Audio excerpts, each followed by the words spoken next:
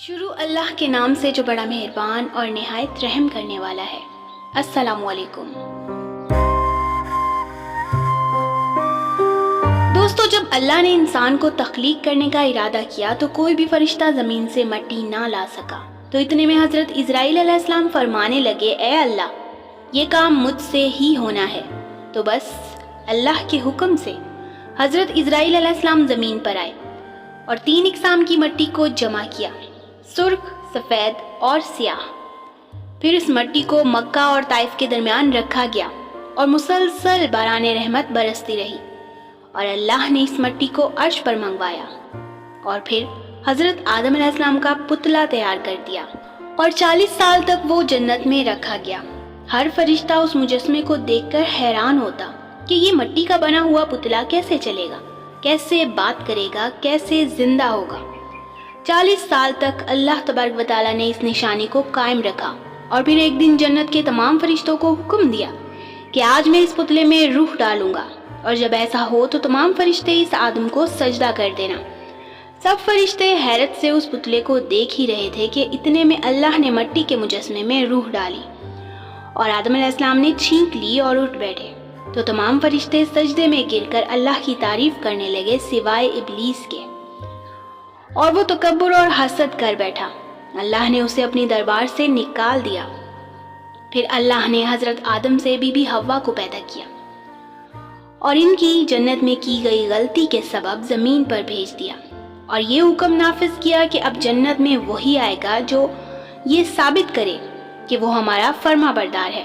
اور یوں انسانوں کے لیے دنیا میں امتحانات کو رکھا گیا تاکہ ہر انسان امتحان دے کر اللہ کو راضی کر کے جنت تک پہنچے۔ تاریخ نے لکھا، جب حضرت آدم علیہ السلام اور بی بی حوا زمین پر آئے تو 200 سال تک ایک دوسرے سے جدا رہے اور اللہ سے معافی مانگتے رہے۔ بلاخر اللہ نے ان کی توبہ قبول کی۔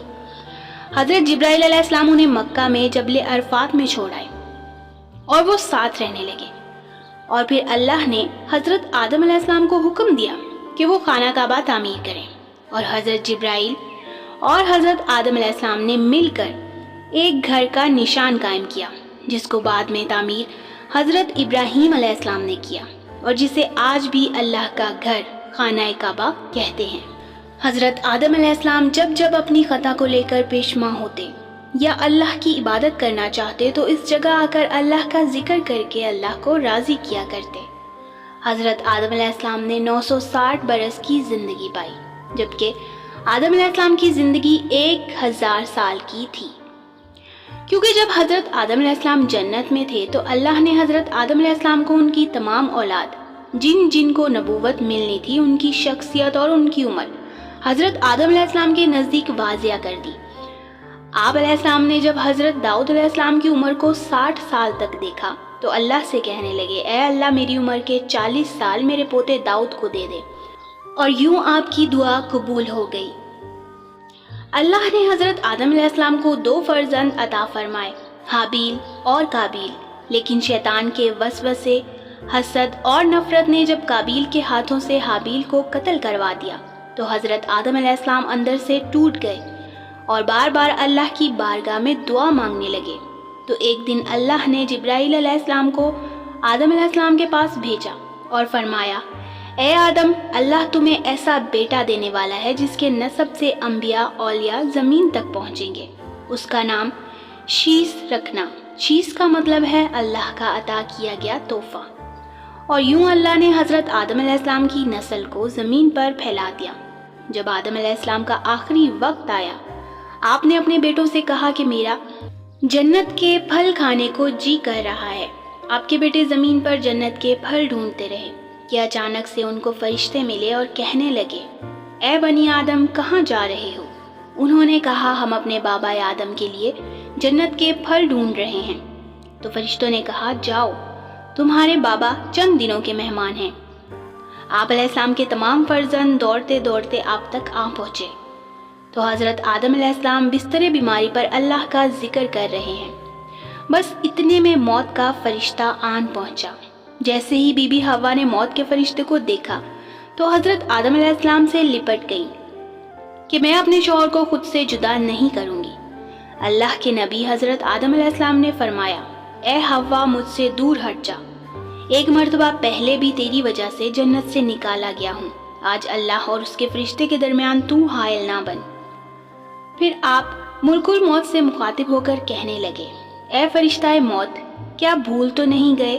میں نے اللہ سے سنا تھا میری عمر 1000 سال کی ہے، پر ابھی تو مجھے 960 سال ہوئے ہیں۔ تو ملک الموت حضرت اسرائیل علیہ السلام نے جواب دیا، اے اللہ کے نبی آدم، آپ نے خود ہی فرمایا تھا کہ آپ کی عمر کے 40 سال آپ کے پوتے داؤد علیہ السلام کو دے دیے جائیں، تو اللہ نے آپ کی دعا کو قبول فرما لیا تھا۔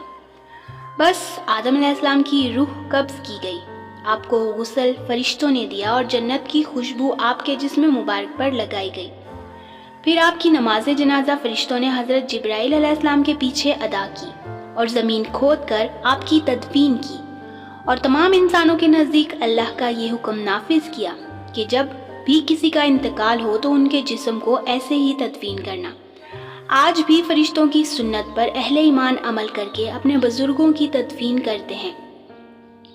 آپ علیہ السلام کی قبر مبارک کی جگہ کو لے کر اختلافات ہیں۔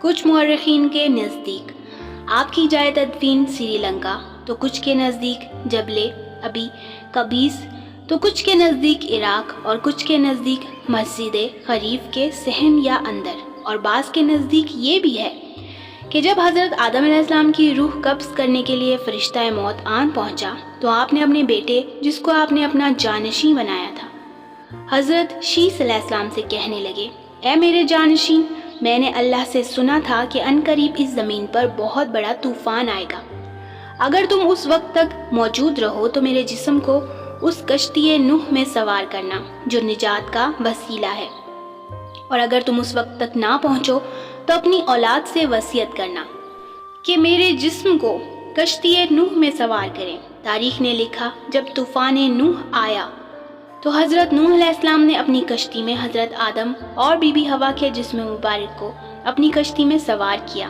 اور بیت المقدس یا عراق میں اس جگہ تدفین کیا جہاں انہوں نے اپنی ہی قبر بنائی، اور بیچ میں ایک قبر کھود کر اپنی تحریر چھوڑ دی۔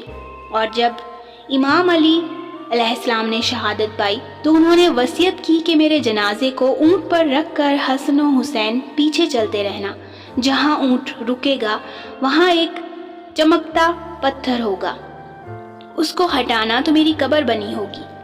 جب حضرت حسن اور حسین اس جگہ پہنچے جہاں اونٹ رکا تھا، اس چمکیلے پتھر کو ہٹایا تو ایک طرف حضرت آدم علیہ السلام کی قبر بنی تھی، دوسری طرف حضرت نوح علیہ السلام کی قبر بنی تھی، اور بیچ میں ایک قبر کھدی ہوئی تھی، اور اس میں تحریر تھا کہ یہ قبر نوح علیہ السلام نے اپنے ہاتھوں سے وقت کے امام اور رسول اللہ کے وصی علی ابن ابی طالب علیہ السلام کے لیے بنائی ہے۔